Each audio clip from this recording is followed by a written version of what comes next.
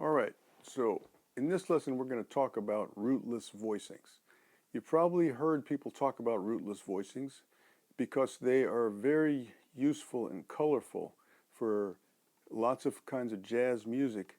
Um, the thing is that when you don't include the root, you can include other things that give kind of more complexity, or you can say color, or even sometimes warmth to the sound of the chord. So I'm going to give you an example of what I mean. Let's take an F7 chord. Okay, you got a bunch of ways you can play an F7 chord. You can play one down here. You can invert it a bunch of ways, move it around, so put different notes in the bass. Let's try this where we're going to put the seventh in the bass. Put the seventh on the bottom. Just above that, we're going to skip one of the chord tones. So we're going to, instead of going 7 root, we're going to go 7 to the third, and then third to the fifth, and then fifth to the root. So on the bottom and on the top, we're skipping one of the chord tones, meaning that instead of going from top to bottom, root 7, 5, 3, we're going root, we're skipping the 7, putting it on the bottom. We call that a drop 2 because the second voice down is voice number 2.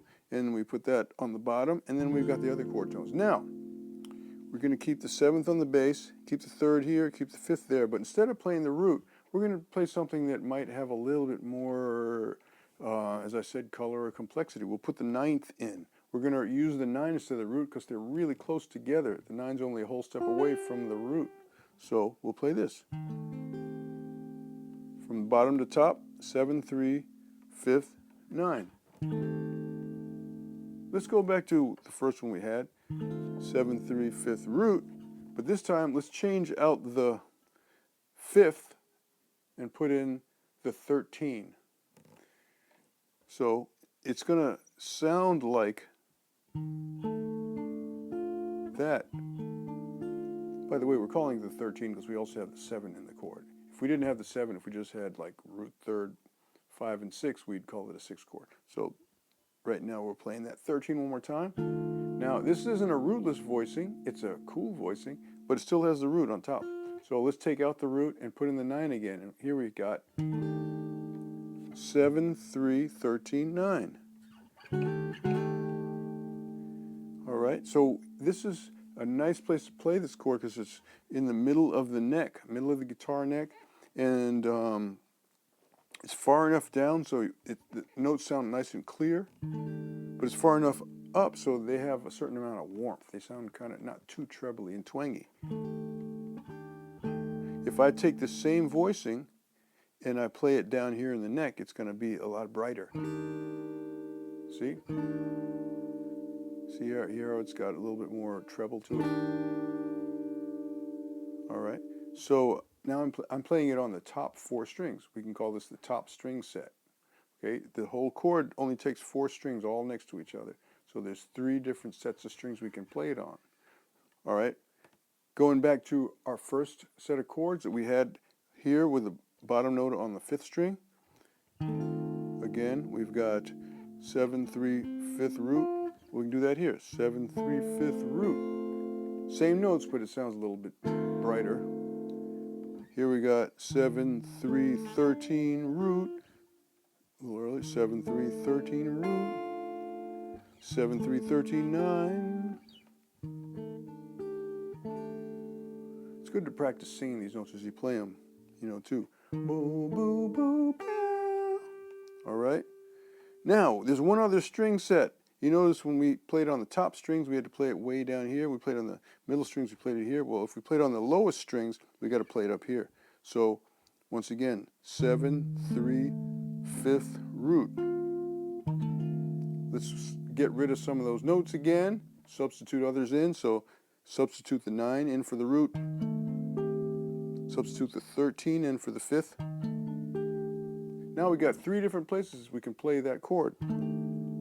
The same order of notes, but it looks different in our fingering because of the way that the tuning on the guitar changes between the 3rd and the 2nd string. So I'm going to play the just plain old 7 chord, plain old F7 on the bottom set of strings, plain old F7 on the middle set of strings, plain old F7 on the top set of strings.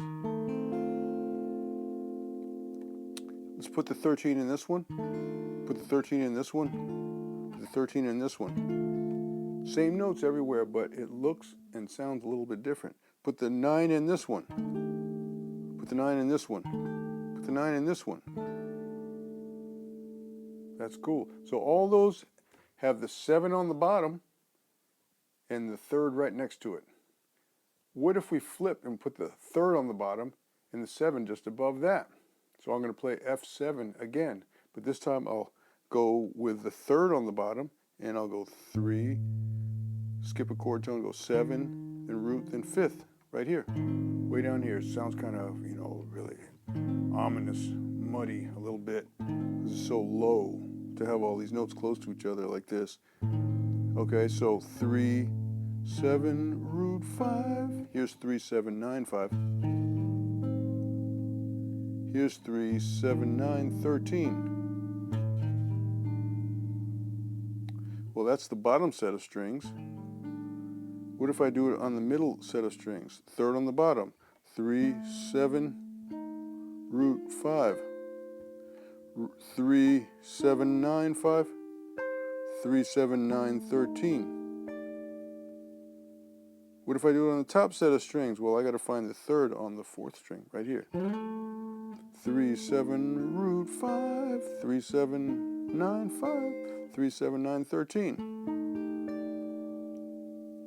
If you practice building them the way we just did it, they might stick in your memory very well. Then you can test yourself by seeing where can I play any one of those chords. So let's start with where can I play just 3, 7, root 5. Well, I can play it here, 3, 7, root 5.